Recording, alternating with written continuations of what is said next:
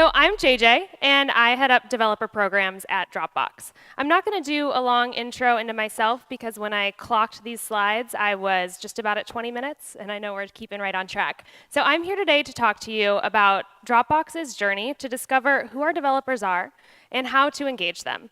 And at Dropbox, that really means re-engage them, because we're thinking about how do we engage developers who built on our platform 8 years ago, 9 years ago, to those who built on the platform last week, and how do we keep them engaged?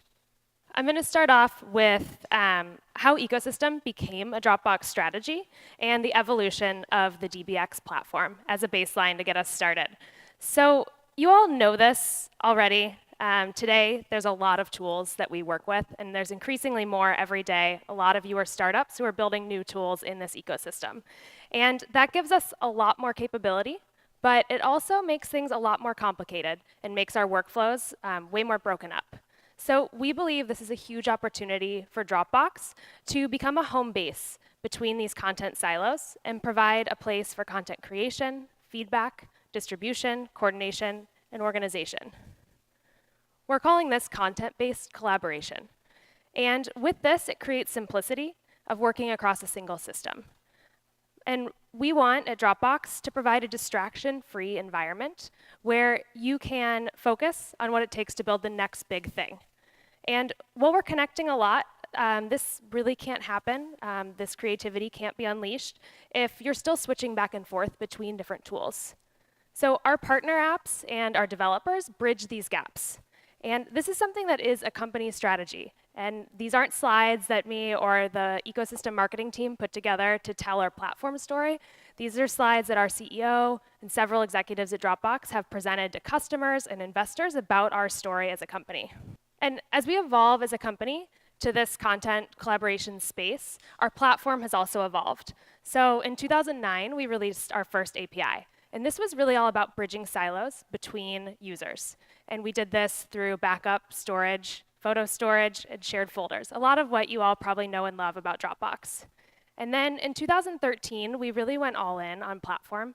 I don't know if anyone attended DBX, which was our first developer conference, but we had our CEO on stage talking about the importance of the platform to Dropbox. And since then, we had been chugging along. We released our team APIs in 2014, which had the ability to programmatically manage your team management and webhooks. And then we kind of got quiet. And I don't know if anyone noticed this, but our blogs kind of slowed down. We stopped doing a lot more developer relations and engagement with our community. And that all changed when we did this research that I just presented on what our company's strategy was. And when we realized we needed to be that connected tissue between tools, we relaunched this program. And what that looked like internally was a reorganization of our product, engineering, and business development teams into a new ecosystem pillar within product and engineering. And then we also launched DBX Platform in 2014, which released 3 new APIs, which were all about building workflows and really set us on this path to start creating the next content-based collaboration platform. And we see this in the numbers. We have over 50 billion API calls per month. This is roughly 2 billion per day. And that's a big number. I mean, it shows how used the platform is. We also have more than 500,000 developers on our platform. And the one that really shows why this is important to the company strategy is this last one, which is 75% of our paying business teams have linked a third-party application. So customers are telling us that this is important and that they need their applications linked to Dropbox. So now that in 5 minutes I've given you 10 years of history, I'm going to go into what we've been doing over the last year. So developer programs at Dropbox, what we're working on, and what we've seen is working. So here's everything that we see as part of developer experience at Dropbox. There's a lot here, and I'm not going to go into detail into all of it. But I want everyone to know the holistic picture of what we're talking about, and it's big. There's a lot to do here. So as we think about the goals that we are trying to accomplish, we looked at it in a phased approach. So the first one, as we kicked off this team and the platform, was we need to understand who our developers are deeply. We need to know who they are, what they're building for, and why they're building. And then we need to create awareness and empower creativity. So let's start with the first one, understanding deeply. This encompasses in that graph I just showed really two of these buckets. One is in API support and feedback. So us being able to take what developers have already told us and translate that into meaningful data that we can use. The next is analytics on platform usage. And then the last one is through additional research of surveys, focus groups, user groups, and online testing, which we'll also talk about a bit today. And so we did this in this order, and we answered everything we could through internal research. We developed hypotheses, and then we developed questions that we couldn't answer through data, and we conducted a survey. So we surveyed our developer base and had roughly 2,000 responses to that we're using to interpret and make judgments on what we invest in. So as we think about our more than 500,000 developers, that's a lot of people. Who are they, and what are they doing? So looking at our data, this is a map of where our developers are in the world. So every dot on this represents a city that at least has, we used 100 developers as the ballpoint. And you can see where it's condensed, where there's a lot more of them. And listed here are also our top cities in alphabetical order. So out of this list of our top cities, only 3 out of these 13 are in the US. When we look at the top 10, only San Francisco is in that list. The rest are all international, which tells us a lot about where we need to be focusing our efforts. Also, when I showed this for the first time, someone said to me, this can't be right, there's blue dots in the middle of the ocean. And sure enough, you click on those, and there's islands where there's developers. So then we moved on to our survey data to answer some of these questions. The first one, which I think is probably relevant to everyone here, because your developers or our developers, we're all in this together, is where do our developers work? So we asked the question of their company size, and the vast majority are in really small businesses. These are startups, solo developers, small businesses fueling our platform. And then when we asked them to describe what their role is, surprisingly, only 45% identified first as a software developer. And then out of the rest of them, we had a large chunk that identified as self-employed or business owners. And then the rest were small, different roles, like product manager, QA, students engaging on the platform. So this helps us inform who we're marketing to. We also asked what level of experience our developers have, and this one kind of surprised me. 45% of our developers indicated they have more than 10 years of experience. That's a hugely experienced base of developers, and it has informed how we are going to market with a lot of our enablement materials, and we're targeting to ensure that we're speaking to an experienced developer. We also asked them what their apps do. And this one was pleasantly surprising to me. Data migration and backup only indicated by 20% of the developers. And I expected that to be higher. That's what most people know Dropbox for. But when we look at it, actually a lot of people are already building in productivity and workflow, which is the direction we're headed. And we hope that when we redo this survey in a year and a half, that that number is going to continue to grow. We also asked a series of questions about the target audience of applications. And the vast majority, or the largest majority, were still building for themselves and their personal use. We asked short answer fill-ins for what their apps do, and backing up smart home data is still one of the #1 use cases. But we also see that 35% indicated they're building for external users. And out of that external use, still a majority, roughly 70%, are building for individuals over teams. So this last slide, which is the one that I expect everyone wants a picture of too, so I'll smile for a photo. But this one is, we asked developers to drag and drop what was most important to them. So this wasn't related to Dropbox at all. It was just what features and offerings are most important. And not surprisingly, the basic things they need to do their job are the most important. They want good SDKs, language coverage, documentation that's easily searchable and organized, and enablement resources that tell them how to build. These seem pretty obvious. So it's really good for us to know this and to focus our efforts on this foundational effort. And then the least important were, sadly for us DevRel people, were community engagement, so meetups, hackathons, forums, app promotion and discovery, and communications. This was initially a little bit of a hard blow to follow, or to take, as we were working on a lot of these things, and we still are. But I just think it's important to remember that the emails you send, the marketing you do, the blogs you write, all have to be helpful to developers, and are only going to work if you have a product that has the foundation they need to build what they're working on. So the second phase of this, now that we know who our developers are, is to create awareness. And we can only do that now that we know them, we know how to speak to them, and we know what we should be putting out there. So this is across these two middle blocks of our experience grid, community and content. And there's a lot here that I know everyone's already doing and is working well for them, but there's a few learnings we had from two specific areas that I'd just love to share, because they may be something you hadn't thought of and be relevant to your work. So the first is with meetups. Right now, we started doing meetups last year, and we're doing about one every other month, so they're still pretty rare, and we're doing them in our offices around the world. Now, that started off as we should do it in our offices because we don't have to pay for event space, we can be scrappy, we have engineers there, so let's just try it with that before we expand bigger. But it turned out that developers were really drawn into seeing where we worked, to touring our office spaces, and getting a feel for who we were as a company. So wherever you can, when it's possible, even if it means your meetups are smaller, I highly encourage you to try to do them in your offices. We also found that email invites directly to developers were our best source of recruitment over any other websites or postings, including our own. So I highly encourage folks to think about that. And we're seeing roughly 60% attrition.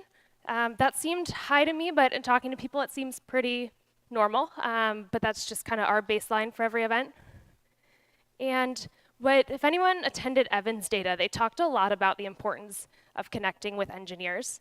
So we've been working really hard to ensure we always have engineers at our events, and it's really going well, and developers are giving feedback that they really enjoy that time one-on-one with our engineers. And finally, you can see in these two photos, they're panels with some of our partners and customers, and leaning on them to tell our stories has been the best thing that we've done. These panels are by far the most engaging, and these partners can tell a little bit about their apps, what they're working on, and why they built them, but it also gives people real examples of what's possible with Dropbox.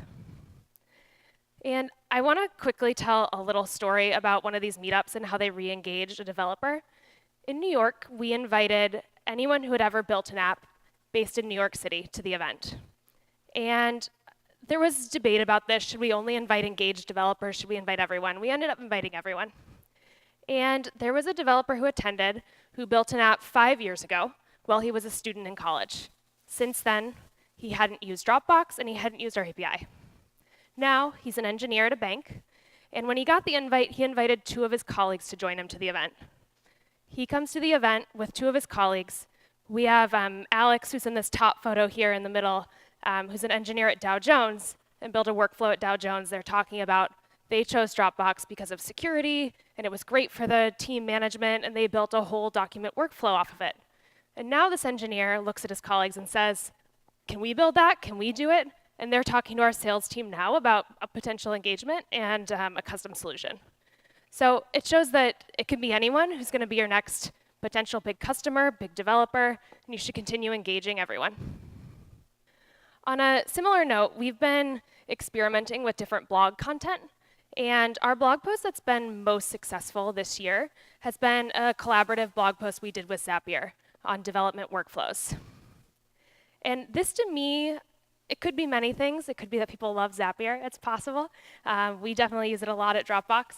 But to me, it shows that people care a lot about connecting the tools that they're using. And I would guess the next time we do a blog post like this that's collaborative, it does equally well, because it's about connecting your workflows and your tools. So whenever you can, engaging your partners to work with you to market to your developers. We also overall see that how-to materials and enablement materials are by far the most commonly viewed month over month. And we have now roughly 8 years of blog data behind this, and I've been digging into it. And blog posts from 4, 5, 6 years ago on how to authenticate your app with Dropbox is still the most commonly viewed blog every month. So as we think about building this enablement material, which our developers told us was important to them in a survey, we're thinking about how do we continue to do this over marketing moments and giving them materials that are really valuable and will continue to be valuable in years to come. And that leads into this next phase goal, which is about empowering creativity. So we want to enable developers not just to build on Dropbox, but to build powerful creative workflows easily on Dropbox. And that pretty much covers everything in our grid. That's from the foundational tools that they have in order to build the applications that they want to build. It should be easy for them to do it, and they shouldn't be getting bogged down in the details.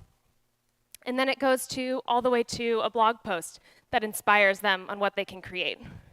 And as we think about this enablement material, I work on a team right now of 2 developer evangelists, and we can't possibly create enough enablement material for every use case and every developer.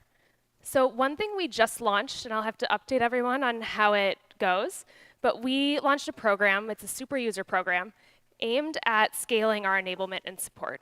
So the idea is that we get users to apply to be a part of this program, and as part of it, they get connected to the Dropbox team, they get closer engagement with us, they can work closely with us, but they also are asked to contribute high-value content into our forums. And the idea here is that we both get more scaled content and support questions answered, but we also get additional creative thought that we might not have had as a team of 3 people, and new ideas, new industries, new audiences reached through this content. And by having everyone geared towards our forums, we're able to also stamp it with a seal of approval that this is actually an effective workflow to build, and that we believe that it was built and recommended in the correct way. Now, across all of these, we're thinking about measures for success.